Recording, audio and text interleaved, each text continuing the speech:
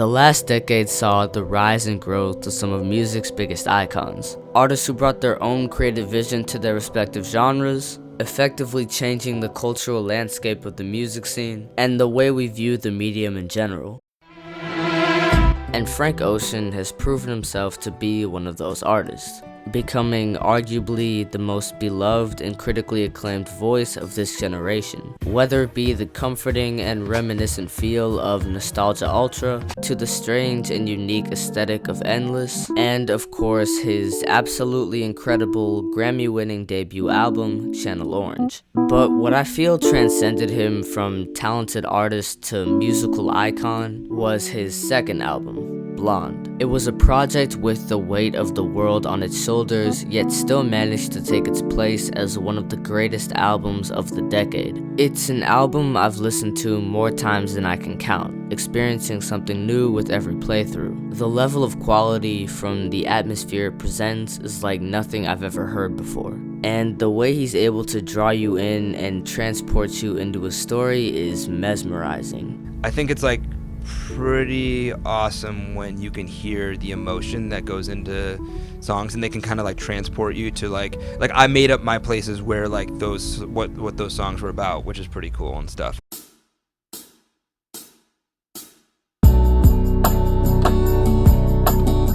Frank Ocean is a lyrical storyteller, first and foremost, and his ability to paint the listener a picture of his experiences has been a staple of his work since the very beginning. And that kind of storytelling is more apparent in Blonde than any of his previous work. Aside from a music video that he did for the intro track Nikes, there is no visual aid for this album. But that doesn't stop him from shaping vivid imagery in listeners' heads. Images of childhood, failed relationships, and growing up. You ain't a kid no more. We'll never be those kids again.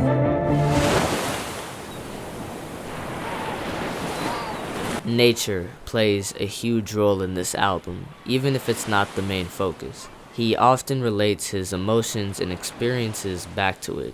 This is joy, this is summer.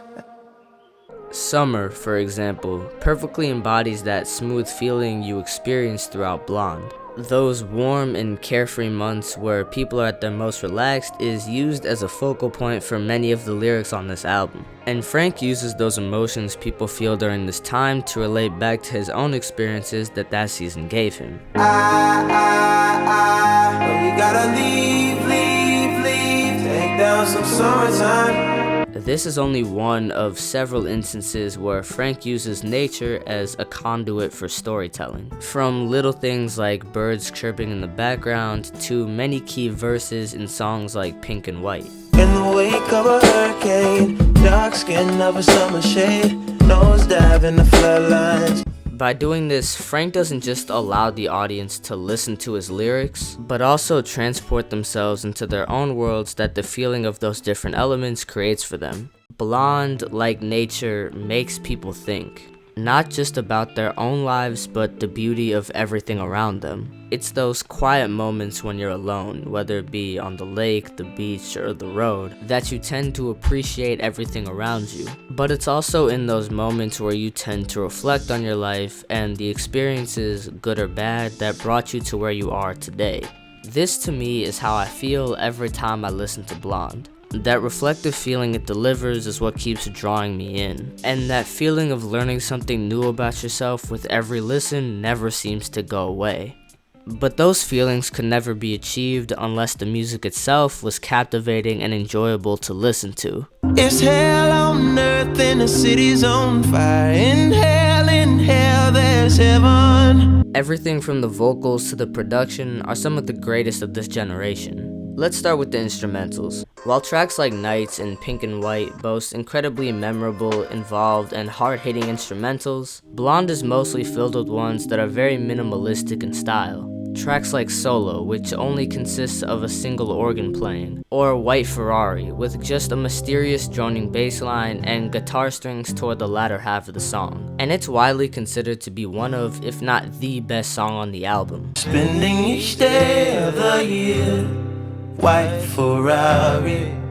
because despite being very simple in instrumentation, everything fits whatever Frank needs to convey in his songs. That minimalism doesn't detract away from this album's incredibly grand scope of emotional depth. If anything, it's due to this purposeful and precise use of it that I feel gives Blonde its unique identity. They're not meant to be catchy or memorable. They're treated like another tool on the canvas that Frank uses to ease the listener into his life story. Because the most critical instrument in Blonde doesn't come from any drum or guitar, but the human voice. Frank's voice is what guides you throughout the album. And while that may sound obvious, it's what gives the album that emotional connection. The vocals shape the mood of each track, giving it its own personality. From the high-pitched and heavily auto-tuned sounds in the beginning of Nike's, to the much more chaotic and disturbing vocals of Pretty Sweet. And because of that more stripped down and minimalistic approach to the production, it allows the vocals to truly shine more so than any project of his to date. And what he's able to convey from them can range from incredibly bold and topical statements to much more quiet, introspective moments reminiscing about his youth. But each one of those moments, no matter how significant, comes from a place of passion. The music is very therapeutic in a way. The amount of detail that he puts into his stories makes it feel like he's speaking directly to you. And I feel like that, above everything else, was Frank's main intention with this project. This mentality can be seen in his all-star list of features he uses throughout the album. Artists like Andre 3000, Beyonce, and Kendrick Lamar all make an appearance on here, some more so than others. But you probably couldn't recognize most of them purely by listening to the album, because the quality of the storytelling comes first, and he uses his features to enhance, not overshadow, what's most important. Frank could have easily promoted these artists or given them more areas to shine in order to appeal to a wider audience, but doing so would have compromised those personal experiences. If you're aware of Frank, even in the slightest, you'll know that despite being a well-known figure, he tends to keep a very low profile.